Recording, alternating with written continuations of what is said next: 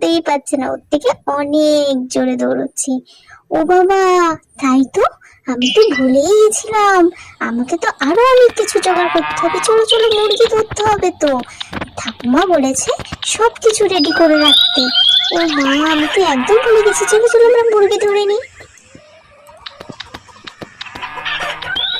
দাঁড়া দাঁড়া দাঁড়া, আমার কষ্ট হচ্ছে তো, দাঁড়া আমি তোকে ধরবো। ঠাকুমা বলেছে তোকে ওই ঝুড়ির মধ্যে ভরে রাখতে। অনেক কষ্ট হয়েছে জানিস তো, তোকে ধরতে নেই, খাপাত করে ধরে নিলাম। তুই চলে যা ঠাকুমার কাছে। এখন ও মা, ভাইও তো চলে যাচ্ছে। এ ভাই দাঁড়া দাঁড়া, আমিও তো যাব। দাঁড়া ভাই, দেখেছো আমাকে না নিয়েই চলে গেল।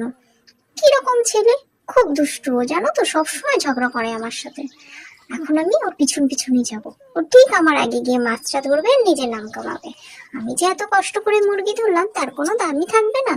এই তো আমি আমার ভাইয়ের কাছে চলে